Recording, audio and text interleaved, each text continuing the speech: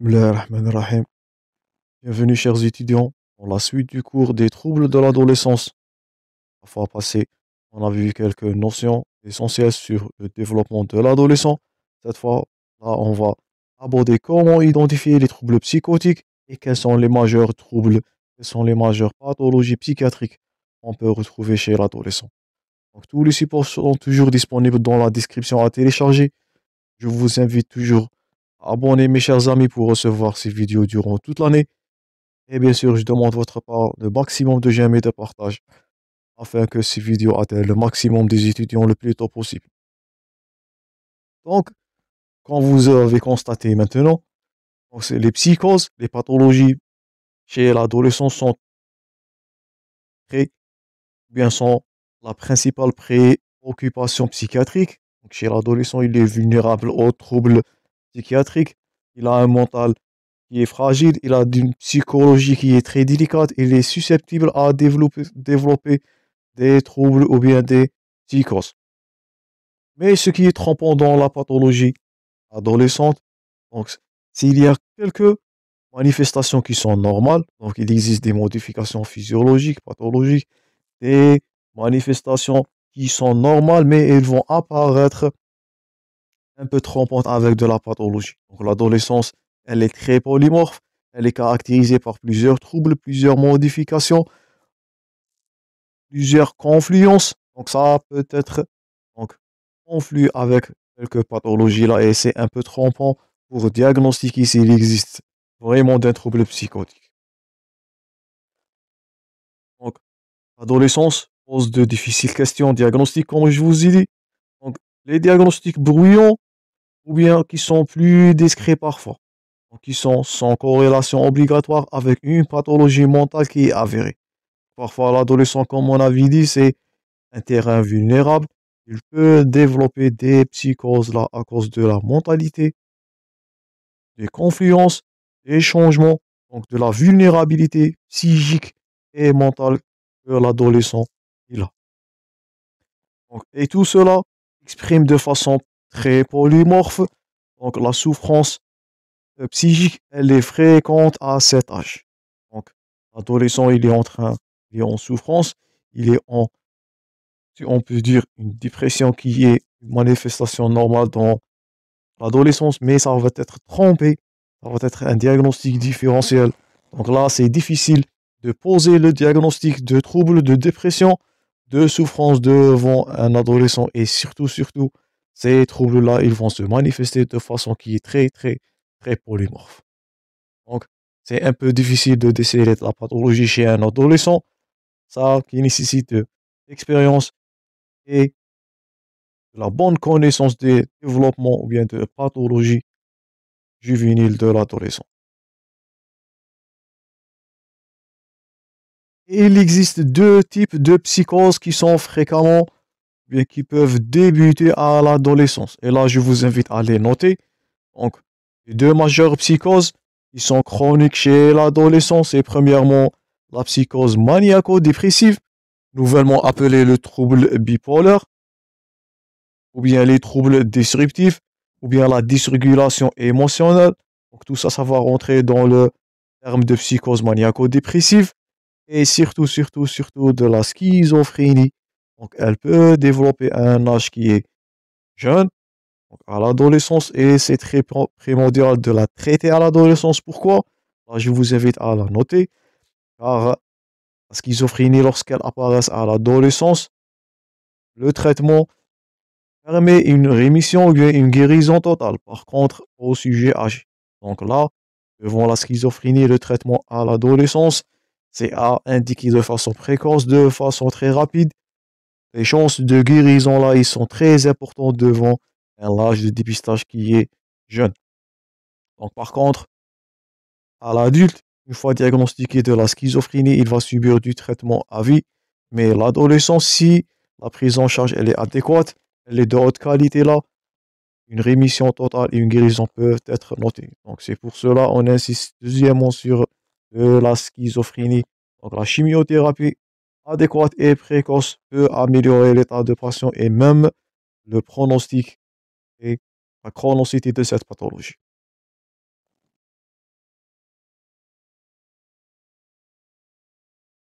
Donc là, c'est ce qu'on était en train de parler. Donc la qualité et la précocité d'une prise en charge thérapeutique, ils sont susceptibles d'infléchir, de voir arrêter totalement l'évolution du processus schizophrénique. Donc c'est pour cela qu'on insiste premièrement sur la schizophrénie comme psychose. Donc premièrement, on va aborder les psychoses schizophréniques comme première pathologie chez l'adolescent. Donc premièrement de la schizophrénie, psychose schizophrénique. Donc selon les critères de DSM-4 ou 5, là il existe deux types. Le premier type c'est un début qui est très précoce, à l'âge de 12 ans. Donc ça c'est à noter devant un enfant qui est en train de visualiser des hallucinations. Donc il faut poser le diagnostic ou bien suspecter, faire de la suspicion d'une schizophrénie là, ou bien de la deuxième forme qui est forme de début précoce entre 13 et 19 ans. Et je répète, la prise en charge là, lorsqu'elle est adéquate, lorsqu'elle est précoce, elle peut permettre une guérison ou bien la rémission qui est, je répète, totale. Donc c'est pour cela qu'on insiste sur le diagnostic précoce de la schizophrénie, surtout chez l'adulte. Donc, premièrement, le début qui est très précoce avant de 12 ans, voire dans des cas extrêmes qui sont très plus jeunes, c'est à l'âge de 3 ans. Donc, il est rarement diagnostiqué en Europe. Il a un début qui est progressif. Et là, il y a peu de délire. Et c'est la désorganisation là de la pensée et les hallucinations. Donc, c'est le syndrome de désorganisation et le syndrome positif sur les hallucinations qui vont être au premier plan. Donc, chez la forme à début très précoce, c'est la désorganisation et les hallucinations qui sont en premier plan. Donc, 10 à 20% des cas, ils ont un quotient d'intelligence qui est inférieur à 70 et on note là la prédominance chez les garçons plus que les filles. Donc, la première forme, c'est la forme à début qui est très précoce, donc c'est moins de 12 ans. Deuxièmement, la deuxième forme à début qui est précoce entre 13 et 19 ans. Donc la symptomatologie là, elle est celle de l'adulte. Cependant, un début bipolaire qui est souvent difficile à différencier. Donc ça peut être mal diagnostiqué avec du trouble qui est bipolaire. Donc c'est pour cela qu'on note que le diagnostic des pathologies psychiatriques chez l'adolescent est un peu difficile et un peu délicat. Quand vous voyez là, il existe de plusieurs diagnostics différentiels et on n'oublie pas des phénomènes qui sont physiologiques qui peuvent être mal diagnostiqués ou bien poser du diagnostic différentiel avec de la pathologie. Et ce qui est caractéristique aussi des développements des psychoses à l'adolescence, c'est qu'il existe là une phase de prodrome, c'est entre 1 à 5 ans, où le diagnostic ou bien des signes prodromiques qui peuvent être inaugurales de la pathologie là. Donc, et c'est primordial de poser le diagnostic, on répète toujours chez l'adolescent, donc surtout à un âge qui est précoce, donc au-delà de 16 ans. Donc, pour mieux, bien pour permettre une guérison, bien pour avoir une chance d'une guérison, une rémission qui est totale. Donc ça, c'était premièrement pour les psychoses. Notez bien, c'est les psychoses schizophréniques à craindre premièrement chez l'adolescent, dans les deux formes, les formes à début très précoce, les formes à début précoce, et là, c'est la désorganisation et les hallucinations qui vont être en premier plan comme symptomatologie. Deuxièmement, comme deuxième pathologie, on va aborder les troubles de l'humeur. On va voir les états dépressifs, les troubles bipolaires et de la dysrégulation émotionnelle chez l'adolescent. Donc, c'est la deuxième pathologie. Premièrement, c'était les psychoses schizophréniques. Deuxièmement, les troubles de l'humeur. Donc, premièrement, on va aborder la dépression de l'adolescence et qui est malheureusement un critère de sévérité. Donc la dépression de l'adolescent est une maladie qui est grave, notez ça bien, et qui est associée à une comorbidité et malheureusement une mortalité importante. On avait vu ça dans la première partie, c'était l'impulsivité. Les adolescents ont du mal à de contrôler leurs émotions, donc ils peuvent passer rapidement et facilement à l'acte devant une dépression qui est grave. Donc, elle est potentiellement chronique, elle est récurrente et la présentation peut être trompeuse, toujours, toute pathologie psychiatrique, elle est très trompeuse à diagnostiquer chez l'adolescent, notamment avec les irritabilités qui peuvent masquer la tristesse. Donc, l'adolescent, il est vraiment en trouble, il est vraiment en changement, il est vraiment en irritabilité. Ils peuvent cacher là de la pathologie et de la tristesse qui est pathologique et malheureusement grave selon le passage à l'acte.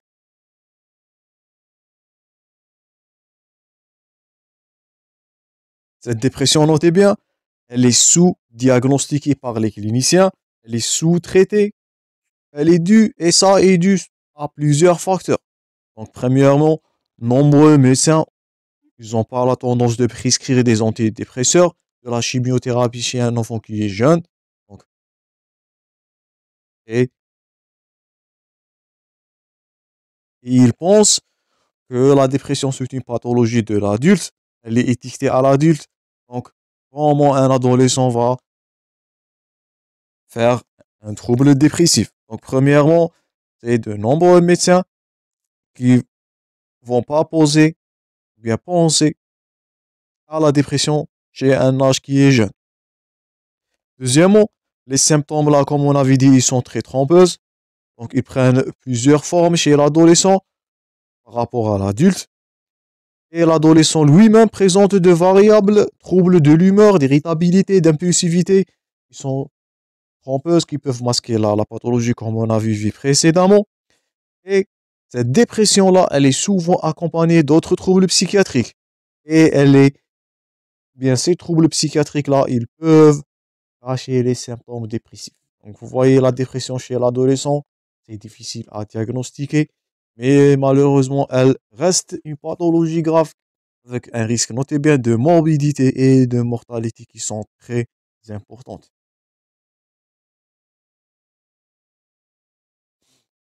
N'importe quel adolescent peut être triste, mais la dépression chez l'adolescent, elle est définie par une persistance, c'est bien, pendant plusieurs semaines, une irritabilité, une tristesse, d'un ignoré et de difficultés dans les rapports familiaux, dans l'école ou bien au travail. Donc il faut faire la différence entre la tristesse devant les modifications de l'adolescence et de la dépression qui est déterminée par la persistance de longues semaines, de plusieurs semaines là. Donc c'est le passage à la chronicité, c'est la dépression là qui est en train de s'installer. Les signes évocateurs de la dépression de l'adolescence. Donc c'est premièrement, ça c'est ce qui est à craindre, ce sont les signes inauguraux, ce sont les signes à rechercher. Donc devant l'association de ces signes-là, il faut craindre une dépression chez l'adolescent. Pourquoi? Les conséquences là, ils sont néfastes. Donc premièrement, les plaintes physiques qui sont vagues, non spécifiques, qui sont fréquentes, telles que les maux de tête, les douleurs musculaires, les maux de ventre et les asthénies. Donc ce sont des plaintes vastes, des plaintes physiques vagues non spécifiques. Ça va témoigner de la dépression, l'absence fréquente à l'école, la diminution du rendement et des performances scolaires, les projets et les tentatives de fugue, le débordement de colère, des plaintes, l'irritabilité qui est non expliquée, l'hostilité et ou de la pleure. Donc, tout ça, ce sont des signes à évoquer devant une dépression.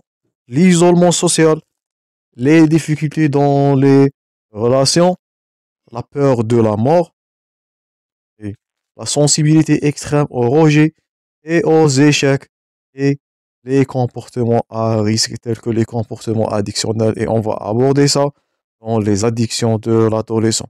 Donc tout ça sont des signes évocateurs de la dépression de l'adolescence. Il faut les noter, il faut les remarquer afin de suspecter une dépression lorsqu'elle existe. Concernant la prise en charge, donc, étant donné ça, c'est un problème qui est difficile, il est habituellement recommandé de faire participer là un psychiatre ou un psychologue d'enfants et d'adolescents pour l'évaluation. Donc, on a besoin de recours à un expert, on a besoin d'une opinion d'expert, psychiatre et psychiatre ou bien de psychologue adolescent pour que le diagnostic et le traitement soient être adéquats chez un adolescent que l'on suspecte de la survenue d'une dépression. Donc, c'est un peu délicat et on a besoin d'une opinion d'un expert, soit d'un pédopsychiatre ou bien de psychologue de l'adolescence, pour poser le diagnostic là de dépression chez cet adolescent. Donc, il faut noter et de savoir que l'irritabilité ou les comportements oppositionnels peuvent masquer la dépression chez l'adolescent. On a vu dit ça, c'est la difficulté de poser le diagnostic de la dépression. Mais ce qui est tranchant, lorsqu'il est difficile là de trancher entre normal et pathologique, donc la symptomatologie dépressive, c'est là on va trancher avec de la persistance des troubles qui va nous permettre de poser le diagnostic. Donc, c'est plus de 6 semaines. Donc, au-delà de 6 semaines, là, c'est le passage vers la chronicité. Là, on peut poser le diagnostic de la dépression. Normalement, un trouble ou bien des fluctuations ne doivent pas dépasser les 6 semaines. Au-delà de 6 semaines, donc, on va impliquer le diagnostic d'une dépression adolescente. Donc, ça, c'est premièrement le trouble dépressif, l'épisode dépressif chez l'adolescent. Deuxièmement, on va voir la dysrégulation émotionnelle et les troubles disruptifs comme deuxième pathologie pour les troubles émotionnels. Donc, là, ce nouveau diagnostic-là, le trouble disruptif avec dysrégulation émotionnelle, ce nouveau diagnostic-là, il vise pour réduire le diagnostic et le surtraitement de troubles bipolaires chez les enfants. Donc, c'est un nouveau terme, c'est un nouveau diagnostic qui est possible de l'existence de ce trouble-là avec un trouble dépressif qui est caractérisé. Donc là, il s'agit de la notion de l'adolescent tornade. Donc là, c'est de l'agressivité. Donc, on vous voyez là, c'est les crises de colère qui sont sévères. C'est l'irritabilité sévère persistante avec des colères là. Et elle peut survenir chez l'enfant et chez l'adolescent jusqu'à l'âge de 18 ans, avec des récurrences et des troubles qui sont non épisodiques. Donc, comme deuxième pathologie là, c'est le trouble disruptif, la dysrégulation émotionnelle qui est caractérisée par des crises de colère qui sont sévères. Elle est survenue notée chez l'enfant et chez l'adolescent. Ça est posé comme diagnostic, comme on avait dit, pour diminuer le surtraitement et le surdiagnostic de troubles bipolaires chez l'enfant. Donc, on parlera premièrement de dysrégulation émotionnelle avant de passer aux troubles bipolaires donc, chez les enfants. Dernière pathologie, bien sûr, c'est du trouble bipolaire. Donc, la dysrégulation maniaco-dépressive, comme a été appelé précédemment. Donc, là, ce sont des épisodes dépressifs et des épisodes maniaques. Et je vous invite à consulter le cours de troubles de l'humeur où on avait abordé ces deux épisodes-là chez adultes. Et cette fois-là, ils vont survenir chez un terrain plus jeune, chez l'adolescent. Donc, c'est une entité, ou bien c'est un trouble bipolaire, c'est une pathologie pédiatrique qui est une entité diagnostique controversée. La prévalence de troubles bipolaires pédiatriques est de 1,8%. Ce trouble bipolaire, il est rare avant l'âge de 15 ans et comme on avait dit, il est difficile à poser ce diagnostic-là avant de la puberté. Les caractéristiques et les critères de la manie. ou de l'hypomanie sont variables, mais on note les signes majeurs. Donc, c'est l'augmentation de l'énergie dans 89% des cas, la distractabilité, la logorée et de l'irritabilité. D'autres signes sont les idées de grandeur, de l'euphorie, et on peut noter d'autres symptômes là qui sont retrouvés, qui sont la diminution des besoins de sommeil, donc c'est l'accès maniaque, la tachypsychie, et d'autres symptômes qui sont moins communs chez la population pédiatrique, c'est de l'hypersexualité et la fuite des idées qui peuvent être notées là. Donc ça, c'est du trouble bipolaire. Donc il se diffère au trouble de l'adolescent, malgré qu'il existe, comme on avait vu, des signes et de symptômes de ressemblance. Dernier titre avant de conclure cette partie, c'est de l'évaluation. Là, on peut noter le Child Behavior Checklist. C'est un questionnaire qui est rempli par les parents, ou bien de la PYMRS, qui est une échelle pour différencier les troubles bipolaires d'autres troubles de l'enfant. Donc, premièrement, le Child Behavior Checklist, le CBCL, qui est un questionnaire, on avait dit, qui est rempli par les parents concernant les problèmes émotionnels et comportementaux de leur enfant. Donc, il est utile chez l'enfant entre l'âge de 4 à 18 ans et ils définissent un profil de dysrégulation émotionnelle qui serait prédictif de troubles psychiatriques, mais notez bien, il n'est pas spécifique aux troubles bipolaires. Donc, le CBCL va nous aider à poser le diagnostic ou bien de définir un profil de dysrégulation émotionnelle. Mais cette dysrégulation émotionnelle ne veut pas dire spécifiquement ou bien directement un trouble bipolaire. Et dernièrement, donc, c'est la Young Mania Rating Scale Current Version. Donc c'est PYMS, qui est une échelle développée pour différencier les troubles bipolaires d'autres troubles de l'enfant et de l'adolescence et qui est scoré entre 0 et 60. Donc, comme pathologie ou bien comme trouble qu'on peut rencontrer chez l'adolescent, si on récapitule, donc c'est premièrement de la schizophrénie, dans les formes précoces et très précoces, notez bien, c'est les troubles bipolaires, les troubles de l'humeur, donc la dépression, enfant colère, ou bien tornade, l'adolescent tornade, le trouble de dysrégulation émotionnelle et le trouble bipolaire, comme on avait vu, qui peuvent survenir chez un adolescent avec des critères qui ressemblent avec du trouble, de ce trouble-là chez l'adulte. Et comme on avait dit, ces troubles psychiatriques chez l'adolescent posent des problèmes de diagnostic avec la dysrégulation des changements. Donc c'est un peu difficile de différencier entre ce qui est physiologique et ce qui est pathologique chez l'adolescent. Et on a vu le multiple de modifications concernant les plusieurs plans biologiques, psychiques, cognitifs et émotionnels. Dans la première partie où on avait abordé le déroulement ou bien le développement des phases d'adolescent. Donc ça, c'est tout pour cette deuxième partie. Je vous rencontrerai très prochainement dans la troisième partie où on va aborder les addictions et les troubles alimentaires chez l'adolescent. Je vous remercie pour votre attention, mes chers amis, et à la prochaine.